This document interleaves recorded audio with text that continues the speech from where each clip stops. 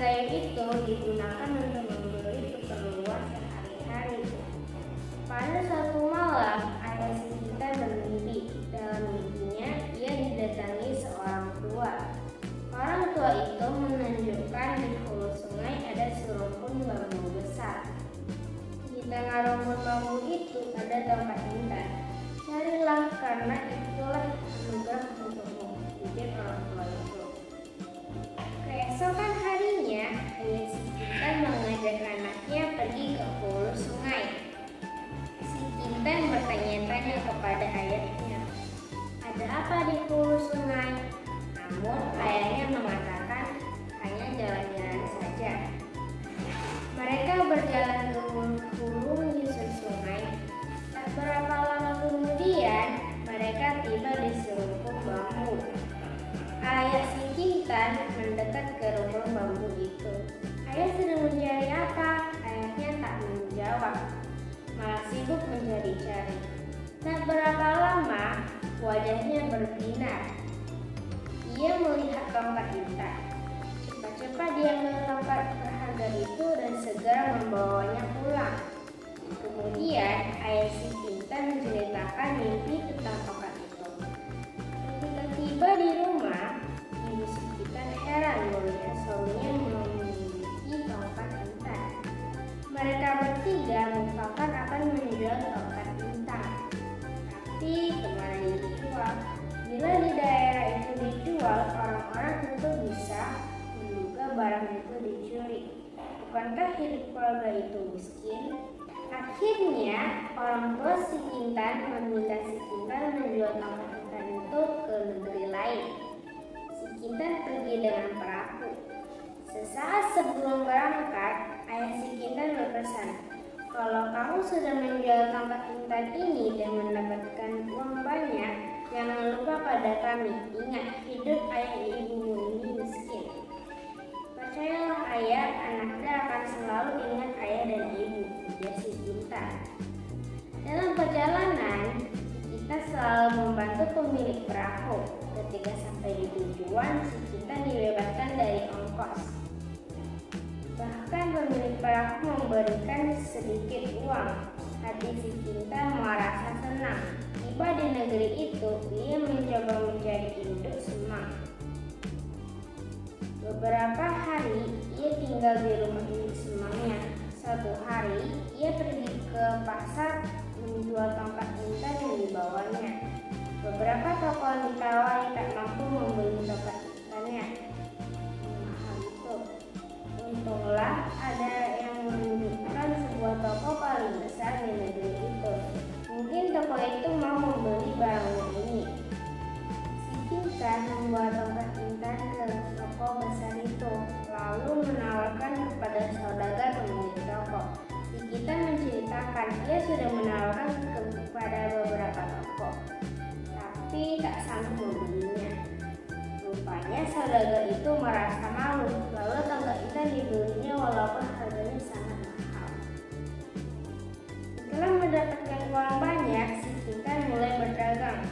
Ia membuka toko karena mempunyai modal besar. Usaha si Kintan tampak cepat berkembang. Ia menjadi orang kaya raya di negeri itu. Ia pun telah membeli kapal sebagai seorang saudagar kaya. Si Kintan mempersunting istri yang cantik jelita. Hidup dalam kemewahan. Ia lupa ayah dan ibunya yang miskin. Suatu malam, si Kintan bermimpi. Ayah dan ibunya datang menemuinya dan berkata, si Kintan, kamu sudah kaya raya, mengapa lupa kepada ayah dan ibumu? Datanglah, kami menunggumu. Setelah bermimpi itu, si Kintan sadar akan keadaan ayah dan ibunya yang hidup miskin. Lalu diceritakannya kepada istrinya. Mereka mufakat akan menjenguk ayah dan ibunya si Kintan. Dengan menggunakan kapal sendiri, si Kintan bersama istri serta rombongannya menuju kampung ayah dan ibunya. Ketika tiba di pelabuhan, si Kintan mengutus orang memberitahu kedatangannya kepada ayah dan ibunya agar orang tuanya datang ke kapal. Orang itu segera memberi kabar dan mengatakan bahwa si Kintan sudah kaya raya. Mendengar berita itu, ayah si Kintan segera menuju kapal ini bertemu dengan anaknya si Kintan. Di tepi kapal, ia bertanya di mana anaknya si Kintan. Petugas memberitahu kepada si Kintan bahwa ayahnya sudah datang. Ketika melihat ayahnya sudah tua dengan pakaian kumal dan jempol samping pula, ia merasa malu. Malu kepada istri dan rombongannya. Si Kintan tak mengakui bahwa orang tuanya ada di hadapannya adalah ayahnya sendiri. Bukan, dia bukan ayahku. Suruh orang tua itu pergi, kata si Kintan. Dengan hati sedih, ayah si Kintan pulang. Di rumah, orang tua itu menangis. Istrinya heran melihat tiba-tiba suaminya menangis. "Mengapa abang menangis?"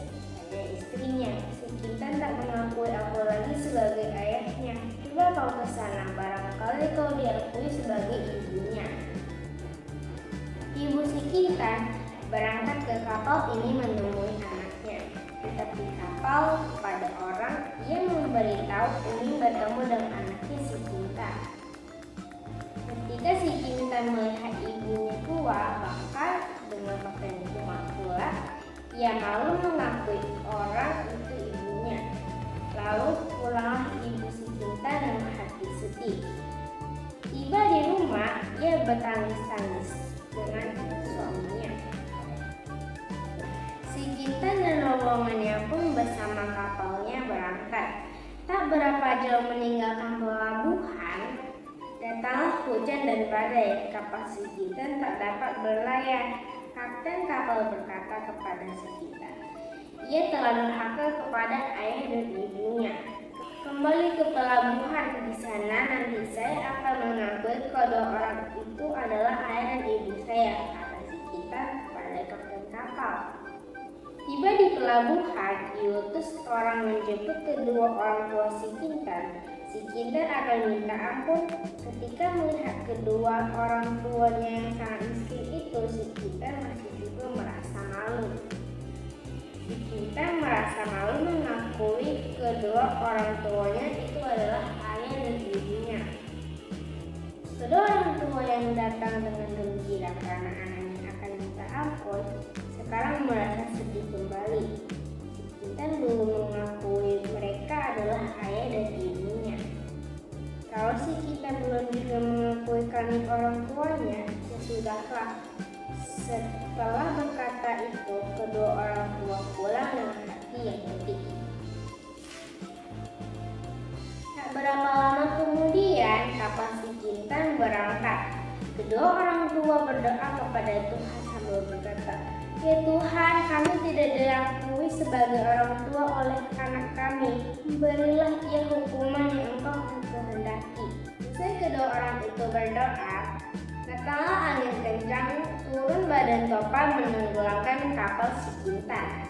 Beberapa minggu setelah kejadian, kapal itu nampak menjadi pulau. Di pulau itu hidup seekor monyet putih. Orang berkata monyet itu adalah si Kintan yang durhaka kepada kedua orang tuanya. Beberapa bulan kemudian, monyet putih tak nampak lagi, mungkin meninggal dunia setelah 1000 penyesalan. Sampai sekarang pulau itu dinamakan Pulau Si Kintan.